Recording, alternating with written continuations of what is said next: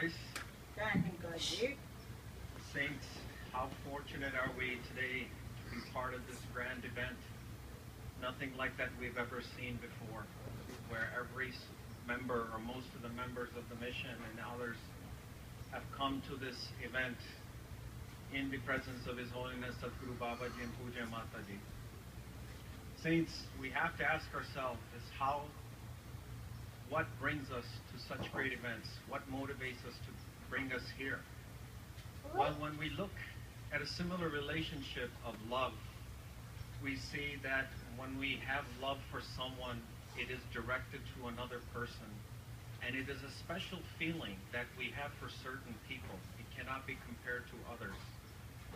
We have encounters with lots of people, but they can be friends or acquaintances. But this feeling of love that we have can only be for some people. In the same way, we have this special feeling of love with our Sadhguru. We are so fortunate to have a living Sadhguru who is teaching us constantly on how to live and who's promoting oneness. And that feeling of love, devotion, is what brings us here. So saints, we as devotees of this Sadhguru also have certain responsibilities as well.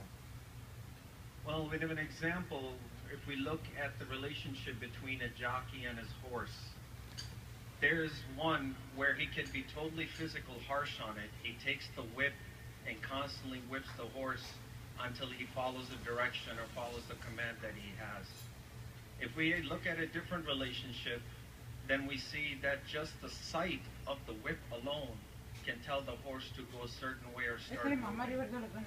But then another one is that the horse senses his master is around and he right away knows what direction he has to go to. So saints, with the guidance that we have been given, Sadhguru Babaji is constantly just giving us a hint.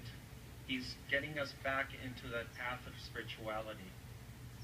When we look at a small child as he's learning how to walk, we will see that the mother will stand a few feet away, hold her arms open, and guide him towards herself. The kid may fall a few times, but that's the only way that he has to learn. In the same way, Sadhguru Babaji is there to guide us in this life.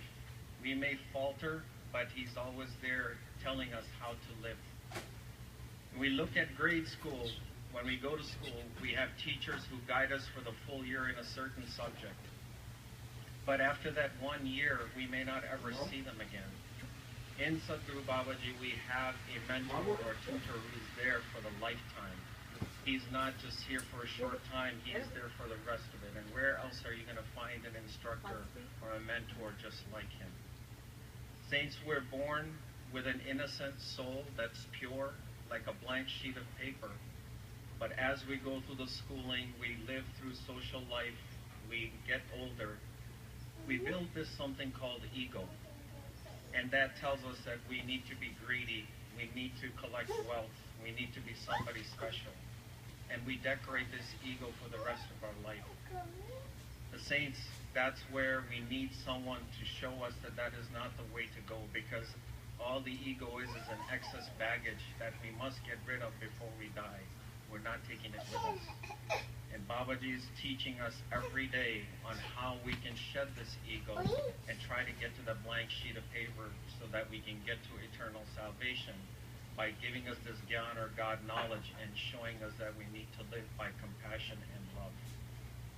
Saints, this ego, what it does is it magnifies the faults of others so that our faults are a lot smaller than that. With that mentality, our attitude comes that why should I change if the rest of the world won't change? If the world's not changing, why should I? If the other person's not willing to change, then why should I? But what Babaji has said, that this is a personal journey that we must take of spirituality. He's given us this lit lamp to follow in this dark tunnel of life. That he says, if you take this within your heart, you take this understanding, then there's no reason for you to have anything negative and forward of you. You will always stay on this path of spirituality. If we choose to look back in this dark tunnel, then all we're going to see is this darkness of materialism, which is not the way we want to go. So how do we attain this peace? Well, a devotee or a person had a similar question for a guru. He went to him, he said, Guruji, I'm looking for peace, and I've done meditations, I've went to many temples, I've been to many churches, but I cannot find peace there. And the Guruji told him, well, how did you get chaos in the first place? And the devotee had no answer. He says, I don't know how I got it. He goes, well, peace is always around you. It's constantly around you. But what you have done is that you're the one who has created chaos. You are the one who wants greed, who wants lust, who wants a name or fame. So you must get rid of it. And what the devotee said that, well, I don't want to hear about getting rid of chaos. All I want is peace. Saints, that's what Sadhguru Babaji is telling us, that peace is around us because we have been given this God knowledge where we know where God is, and we know that we have to treat others with oneness and compassion. He has taught us that with seva, simran, satsang, or service to others, congregation, or doing service to others, that's the only way that we can shut this ego. We have to control this mind. This mind is what we have to try to put a leash on and control throughout our lives. So how do we gain this awareness? Well, we look at a painting that an artist made, and if it's a portrait of a person, if a doctor looks at that portrait, he may look at it and say, I think this person is anemic because they have pale skin. If a dentist comes and looks at that picture, they may say, well, this person has crooked teeth or stained teeth. That does not look normal. If a tailor comes and looks at this portrait, they may say, well, the clothing that this person's wearing in this portrait is not stitched correctly. So this is what many people tend to do, is they focus on what they believe is the truth. They're not looking at the overall picture. What Babaji is trying to teach us is to use that third eye that we have gained with God knowledge, with Gyan, to use that and look at the overall picture. This world offers such great diversity, and that's where the beauty is. Different nationality, different languages, different colors of skin. We must overcome that. It is said, Babaji is always teaching us how to live life, but do we really take it in or not? If we give an example of alcohol, if you take alcohol in your mouth and gargle with it and spit it out, it is not going to have any effect on your brain. But on the other hand, if you take it and ingest it, then yes, it will alter your thinking. In a similar fashion, we are constantly hearing his pious, his graceful words, but are we really ingesting it or not? Are we just listening to it from one ear and letting it out the other? And that, saints, is where it becomes our responsibility as a devotee, that we are so fortunate to have a living Sadguru, a guide who's constantly teaching us, who's preaching us how to live, that we follow those words.